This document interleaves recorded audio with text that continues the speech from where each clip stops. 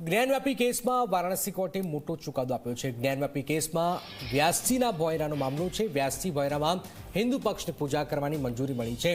વ્યાસ પરિવાર હવે ભોયરામાં પૂજા પણ કરશે।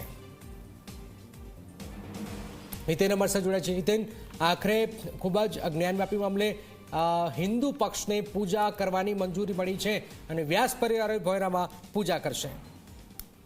બિલકુલ, અગર જનક વાત કરીએ તો 17 જાન્યુઆરીએ જે ભોયરો છે તે પ્રશાસન તરફથી કબજામાં લેવામાં આવ્યો હતો। એએસઆઈ સર્વે દરમિયાન સાફ સફાઈ જે કરવામાં આવી હતી તે દરમિયાન આ ભોયરો જે છે સામે આવતા પ્રશાસને તાબામાં લીધો હતો અને જિલ્લા કોર્ટમાં તેમાં પૂજાપાઠની માંગ જે છે તે કરવામાં આવી હતી।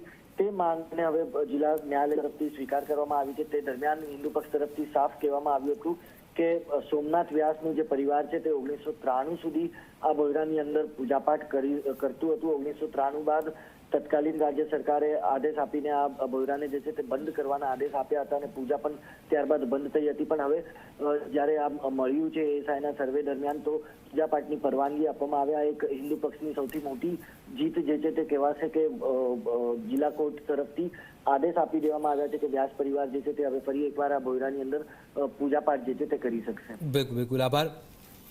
તો આપ જોઈ રહ્યા છો, વ્યાસ પરિવાર હવે ભોયરામાં પૂજા કરશે। હિન્દુ પક્ષે ભોયરામાં પૂજા કરવાની મંજૂરી માંગી હતી અને આખરે પૂજા કરવાનો અધિકાર પણ વ્યાસ પરિવારને મળ્યો છે।